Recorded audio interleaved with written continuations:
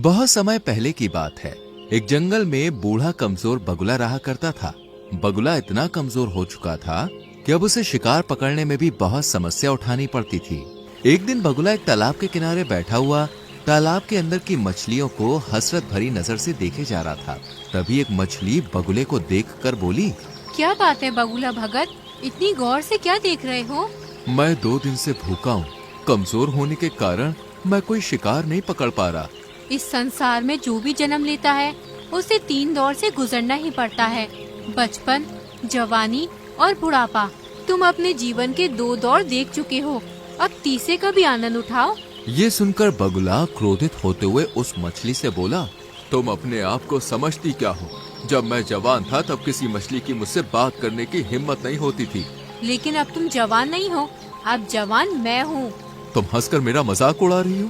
तुम इसी काबिल हो बगुले भगत। मैंने तुम्हारे चर्चे अपनी माँ और अपनी दादी से सुने हैं। जब तुम जवान थे तब तुम बहुत ही बुरे स्वभाव के थे।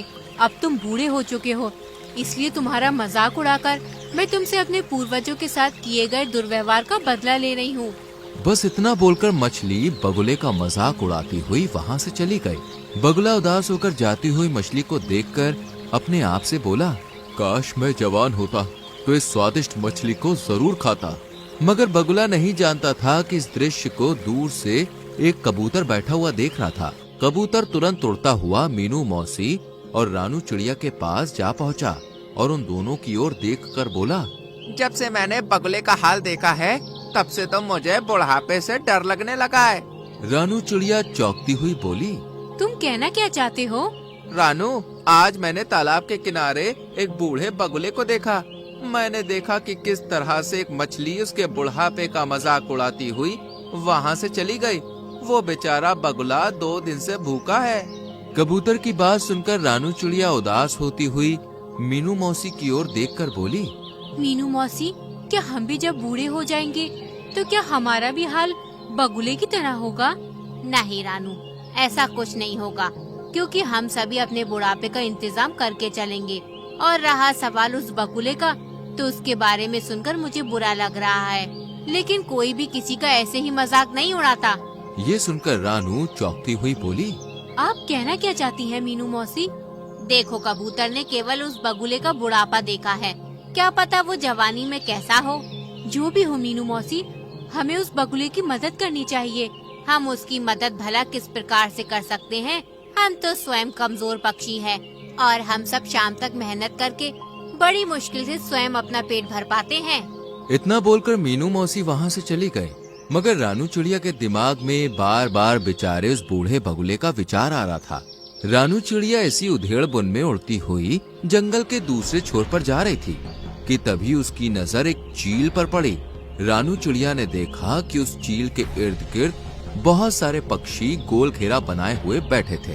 अरे, ये चील तो हमारे जंगल की नहीं लगती, और ये सारे पक्षी इस चील के सामने सम्मान पूर्वक क्यों बैठे हुए हैं? मुझे जाकर पता करना चाहिए।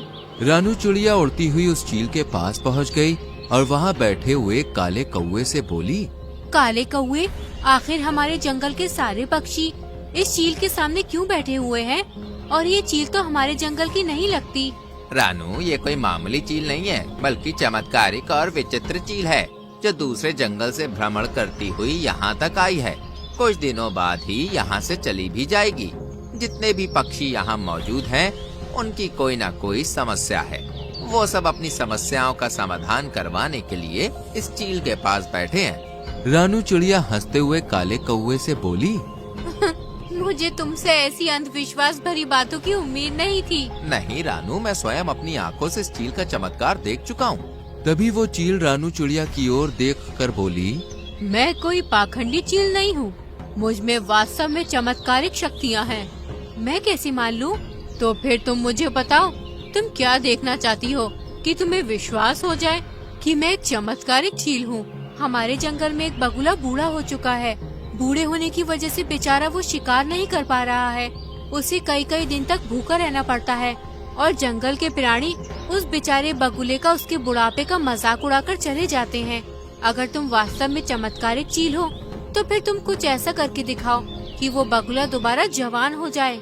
रानू चिड़िया की बात सुनकर चील रहस्यमयी अंदाज में रानू चिड़िया से बोली, हमें प्रकृति के नियमों के खिलाफ नहीं जाना चाहिए। जो एक बार बूढ़ा हो चुका है उसे बूढ़ा ही रहने दो। तुम प्रकृति के नियमों को समझती नहीं हो। कहीं ऐसा न हो कि तुम्हें बाद में पछताना पड़े और दोबारा मेरे पास आना पड़े। सीधे सीधे ये क्यों नहीं कहती कि तुम एक पाखंडी चील हो और झूठ बोलकर यहाँ के पक्षियों को भ्रमित कर रही हो। रानू चिड़िया की बात सुनकर चील क्रोधित होती हुई बोली, ठीक है, अगर तुम यही चाहती हो तो यही सही। इतना बोलकर उस चील ने जमीन में रखा हुआ एक दाना रानू चिड़िया के पास फेंक दिया और रानू चिड़िया से बोली, ये एक चमत्कारिक शक्तियों का अभिमंत्रित किया हुआ दाना है। जाओ जाकर इस दाने को उस बगुले को खिला दो। वो बगुला जवान हो जाएगा, उसके अंदर जवानी जैसी ही शक्तियाँ आ जाएंगी। चील की बात सुनकर रानू चिड़िया उस दाने को उठाकर तुरंत उस तालाब के किनारे बैठी हुई बगुले के पास पहुंच गई और उसे सारी घटना बताते हुए बोली, जब मुझे कबूतर ने तुम्हारे बारे में बताया तब मुझे तुम्हारे लिए बहुत बुरा लगा, इसलिए मैं तुम्हारे लिए चमत्कारिक दाना लाई हूँ। तुम जैसे ही इस दाने को खाओगे दोबारा जवान हो जाओगे। फिर तुम्हें भूखा नहीं रहना पड़ेगा और ना ही कोई तुम्हारा मजाक उड़ाएगा। चील की बात सुनकर बगुला खुश होते हुए रानू चिड़िया से बोला, तुम तो वाकई बहुत अच्छी हो रानू, मैं इस दाने को जरूर खाऊंगा। जैसे ही बगुले ने विचित्र चमत्कारिक दाने को खाया वो दोबारा से जवान हो गया। बगुले के दोबारा जवान होते ही रानू चिड़िया खुश होती हुई वहाँ से चली गई।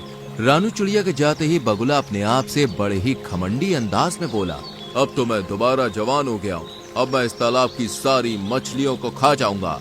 तभी बगुले की नजर एक सुंदर मछली पर पड़ी। बगुले ने बड़ी ही बेदर्दी से उस सुंदर मछली को अपनी चोंच से दबोच लिया। सुंदर मछली बगुले से बोली, मुझे छोड़ दो। नहीं, तुम तो मेरा भोजन हो और केवल तुम ही नहीं बल्कि तालाब में रहने वाली सभी मछलियाँ मेरा भोजन है, मैं सबको खा जाऊंगा। बगुले ने उस मछली को मार दिया और उसे बड़े ही शौक से खाने लगा। शाम तक बगुले ने तालाब की आधी मछलियाँ समाप्त कर दी।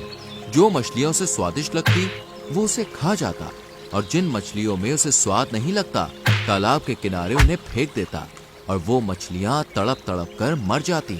अगले दिन कबूतर अपने पुत्र जो कि एक बच्चा था उसके साथ वहाँ से गुजर रहा था। कबूतर अपने पुत्र को उड़ना सिखा रहा था। तभी उसकी नजर बगुले पर पड़ी जो कि जवान हो चुका था। कबूतर अपने बेटे के साथ तुरंत उस बगुले के नजदीक पहुँच गया। तुम्हें जवान देखकर मुझे बहुत ही अच्छा लग रहा है। तभी कबूतर की नजर वहाँ मरी हुई मछलियों पर पड़ी। ये तो तालाब की मछलियाँ हैं। बगुला उदासी से कबूतर से बोला, पता नहीं कल रात क्या हुआ, सारी मछलियाँ तालाब से बाहर आ गईं और अपने आप तड़पते तड़पते मर गईं। ये तो बहुत बुरा हुआ। वैसे भी मछलियाँ तुम्हारा बहुत मजाक उड़ाती थी। अच्छा सुनो, मुझे एक बहुत जरूरी काम है और ये मेरा छोटा बेटा है, मैं इसे उड़ना सिखा रहा हूँ। क्या तुम कुछ देर के लिए इसका ख्याल रख सकते हो? हाँ हाँ क्यों नहीं, तुम आराम से जाओ और अपना काम समाप्त करके आना, तब तक मैं तुम्हारे बेटे का ख्याल रखूंगा। कबूतर वहाँ से चला गया। बगुला कबूतर के उस नन्हे बच्चे को गौर से देखने लगा। सच तो ये था कि उसके मुंह में पानी आ रहा था। वो मन ही मन में बोला, जब मैं जवान था तब मैं कबूतरों का मांस बड़े ही शौक से खाया करता था। कबूतर का मांस मेरा पसंदीदा मांस था। खैर कोई बात नहीं, अब मैं दोबारा जवान हो गया हूँ, क्यों ना मैं इस कबूतर के बच्चे का मांस चख लूं।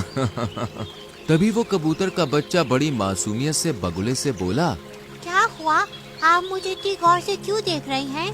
तुम्हें देखकर मेरी भूख और बढ़ती जा रही है।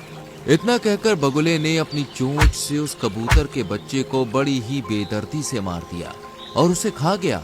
कुछ देर के बाद जब कबूतर वहाँ पर आया तो अपने बच्चे को ना पाकर वो बगुले से बोला, अरे मेरा बच्चा कहाँ गया?